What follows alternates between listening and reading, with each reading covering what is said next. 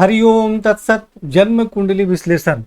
यह मीन लग्न की कुंडली है। सबसे पहले सूर्य से फलादेश प्रारंभ करते हैं।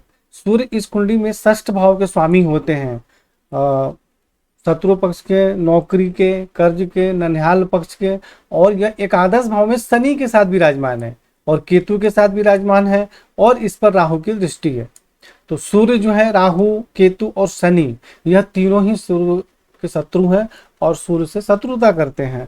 और यदि राहु केतु शनि में से कोई भी एक यदि सूर्य के साथ किसी भी प्रकार का संबंध बनाए तो सूर्य पीड़ित हो जाते हैं। तो यहाँ तो तीनों से संबंध बन गया और सूर्य यहाँ पीड़ित हो गए आमदनी के घर में, तो जिसके कारण आमदनी प्राप्त करने में कठिनाइयों का सामना करना पड़ता है और शत्रु पक्ष से भी कुछ परेशानी होती है। नौकरी में भी कुछ कठिनाई एवं परेशानी होती है क्योंकि षष्ठ भाव से भी नौकरी देखा जाता है और मुख्य तो दशम भाव होता है। और आमदनी प्राप्त करने में कठिनाई एवं परेशानी भी होती है और अत्यधिक एवं फिजूल खर्च भी होता है, धन का नुकसान भी हो जाता है। और यहाँ से सूर्य दृष्टि डाल रहे हैं पंचम भाव में, जिसके कारण कुछ कठिनाइयों के साथ विद्या बुद्धि संतान का सुख प्राप्त होता है। तो यहाँ हम क्या करेंगे, सूर्य का मंत्र जाप करें, सूर्य को जल अर्पित करें, सूर्य की आराधना करें और राहु केतु शनि से संबंधित दान एवं उपाय करेंगे। चंद्रमा इस कुंडली में पंचम भाव के स्वामी है, यानी विद्या बुद्धि संतान के स्वामी है और उच्च राशि में तृतीय भाव में विराजमान है, जिसके कारण पराक्रम में वृद्धि होती है, भाई बहन का सुख प्राप्त होता है और विद्या बुद्धि संतान का श्रेष्ठ सुख प्राप्त होता है। और यहाँ से नवम भाव में दृष्टि डाल रहे हैं, जिसके कारण भाग्य की विशेष उन्नति होती है, आप धर्म का पालन करते हैं, उच्च शिक्षा भी प्राप्त होती है और अंश बल में भी चंद्रमा मजबूत है। परंतु चंद्रमा पर केतु की दृष्टि है, तो जिसके कारण चंद्रमा से संबंधित जो मैंने लाभ बताया उसमें कुछ सामान्य परेशानी भी होती है कभी कभी, और कभी कभी मानसिक परेशानी भी हो सकती है। तो यहाँ हमें चंद्रमा का मंत्र जाप इत्यादि कर सकते हैं और केतु से संबंधित दान एवं उपाय करेंगे। मंगल जो है इस कुंडली में भाग्य भाव के स्वामी है और धन एवं कुटुंब के स्वामी है और यह पंचम भाव में विराजमान है और अपने नीच राशि में है। परंतु कोई भी ग्रह यदि नीच राशि में विराजमान होते हैं और यदि वह वक्री हो जाए या उसके जिस भाव में वो नीच में है उसके स्वामी यदि उच्च में हो जाए तो नीच भंग हो जाता है। तो मंगल का यहाँ पे नीच भंग हो गया क्योंकि मंगल वक्री है। और दूसरी बात की, मंगल जो है कर्क राशि में विराजमान है और इसके स्वामी चंद्रमा उच्च राशि में विराजमान है, इसलिए मंगल पहली बात की वो नीच में नहीं माने जाएंगे और मंगल का नीच भंग हो गया। परंतु मंगल यहाँ राहु के साथ विराजमान है और इस पर केतु एवं शनि की दृष्टि है और तीनों ही ग्रह मंगल को पीड़ित करते हैं, तो जिसके कारण विद्या बुद्धि संतान के सुख में कुछ कठिनाई एवं परेशानी होती है, भाग्य की उन्नति में भी कठिनाइयों का सामना करना पड़ता है और धन एवं कुटुंब के सुख में भी कठिनाई एवं परेशानी होती है। और यहाँ से मंगल दृष्टि डाल रहे हैं अष्टम भाव में, जिसके कारण आयु में वृद्धि होती है और यहाँ दृष्टि डालने के कारण एकादश भाव में वह शनि पर दृष्टि डाल रहे हैं। यदि शनि पर दृष्टि नहीं डालते, अगर शनि यहाँ नहीं होते तो बहुत अच्छी आमदनी होती, लेकिन शनि पर दृष्टि डालने के कारण आमदनी प्राप्त करने में कुछ कठिनाइयों का सामना भी करना पड़ता है और द्वादश भाव में दृष्टि के कारण खर्च अधिक रहता है। परंतु यहाँ एक बात और हमें ध्यान देना पड़ेगा, कोई कोई जो ग्रह होते हैं वह लग्न कुंडली में और चलित कुंडली में दोनों में अलग अलग फल देते हैं। जैसा कि मैंने सूर्य के विषय में बताया, तो सूर्य लग्न कुंडली में जिस राशि में है और चलित कुंडली में भी उसी राशि में है, चंद्रमा भी उसी राशि में है, लेकिन मंगल का यहाँ पर दो तरह का फलादेश हो जाएगा।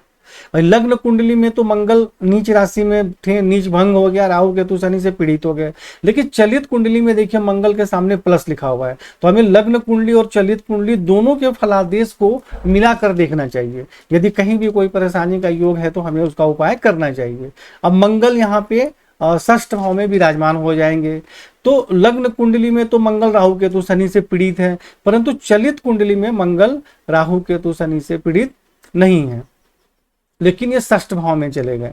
तो कोई भी लाभ देने वाले भाव के स्वामी यदि 6, 8 या 12 भाव में चले जाते हैं तो उसके सुख में कुछ कमी होती है। तो मंगल जब यहाँ आएंगे, चलित कुंडली के अनुसार क्या फलादेश हो जाएगा कि शत्रु पक्ष पर प्रभाव रहता है, नौकरी में सफलता प्राप्त होती है, ननिहाल पक्ष से भी सहयोग प्राप्त होता है और यहाँ से खुद अपने ही घर में देख रहे हैं चलित कुंडली के अनुसार, तो भाग्य की उन्नति भी होती है और धर्म का पालन करते हैं, उच्च शिक्षा प्राप्त होती है और द्वादश भाव में दृष्टि के कारण खर्च अधिक रहता है और लग्न में दृष्टि के कारण शारीरिक स्वास्थ्य, सौंदर्य, जीवन की उन्नति में सफलता प्राप्त होती है। ऐसे व्यक्ति परिश्रमी, हिम्मती और निडर भी होते हैं और धन और कुटुंब के सुख में कुछ कठिनाई एवं परेशानी होती है। तो अब दोनों ही स्थितियों के अनुसार हमें उपाय करना पड़ेगा। तो अब यहाँ पे मंगल का मंत्र जाप करें और राहु केतु शनि का दान एवं उपाय करें, क्योंकि यदि मंगल यहाँ आ जाते हैं षष्ठ भाव में तो राहु केतु शनि का उपाय करने की जरूरत नहीं है, हम मंगल का सिर्फ मंत्र जाप करना पड़ेगा। लेकिन यहाँ के अनुसार मंगल का मंत्र जाप भी करना पड़ेगा, राहु केतु शनि का दान उपाय भी करना पड़ेगा। तो लग्न कुंडली और चलित कुंडली दोनों के फलादेश आपकी कुंडली में लिखकर मैंने बताया है, तो दोनों का मिला जुला प्रभाव होता है। कई बार क्या होता है, लग्न कुंडली में ग्रह जो है ज्यादा परेशान कर रहे हैं और चलित कुंडली में परेशान नहीं कर रहे हैं, तो उसके जीवन में परेशानी कम हो जाती है। तो इन सब बातों को समझना पड़ेगा। बुध जो है इस कुंडली में चतुर्थ भाव के स्वामी है, माता, भूमि, भवन, वाहन के स्वामी है, पत्नी, वैवाहिक जीवन, दैनिक रोजगार के स्वामी है और यह दसम भाव में विराजमान है। तो जिसके कारण पिता, राज एवं रोजगार के क्षेत्र में सुख, सम्मान एवं सफलता प्राप्त होती है। पत्नी एवं वैवाहिक जीवन का सुख प्राप्त होता है, दैनिक रोजगार में सफलता प्राप्त होती है और पत्नी भी किसी प्रकार का जॉब या कार्य करने वाली होती है। और चतुर्थ भाव में देखते हैं तो माता, भूमि, भवन, वाहन का श्रेष्ठ सुख प्राप्त होता है।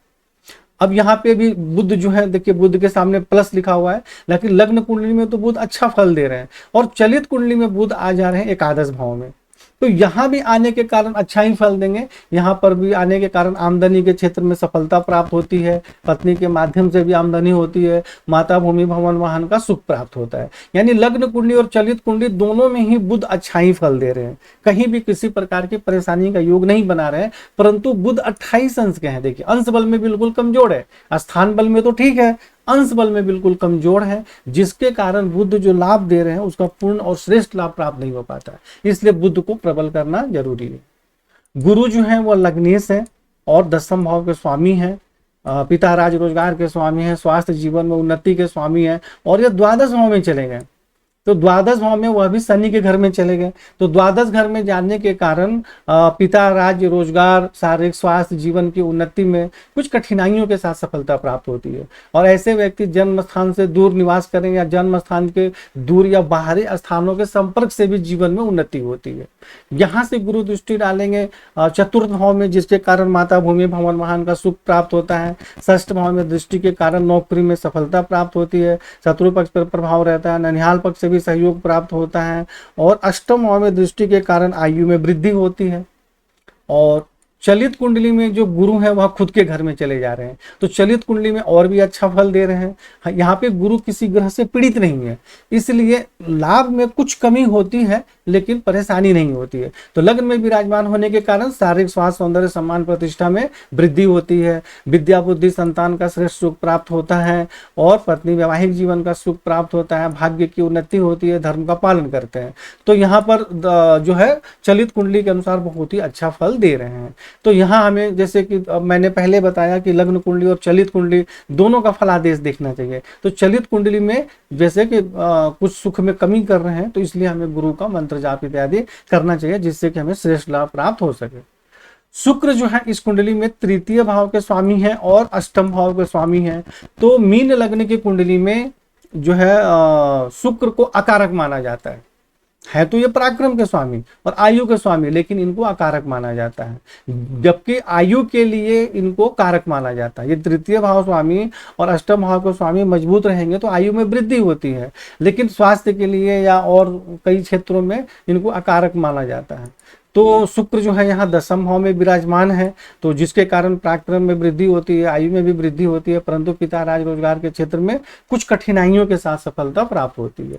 और चतुर्थ भाव में दृष्टि के कारण भी कुछ कठिनाइयों के साथ माता, भूमि, भवन, वाहन का सुख प्राप्त होता है। तो शुक्र कोई विशेष परेशानी का योग नहीं बना रहे, लेकिन जब भी शुक्र की दशा है तो शुक्र से संबंधित कुछ दान उपाय आपको बताए गए हैं, वह करना चाहिए। शनि जो है इस कुंडली में आय भाव के स्वामी है और खर्च के भी स्वामी है और विदेश के भी स्वामी हैं। तो यह दोनों के स्वामी होकर शनि यहाँ पे खुद के घर में बैठे हैं।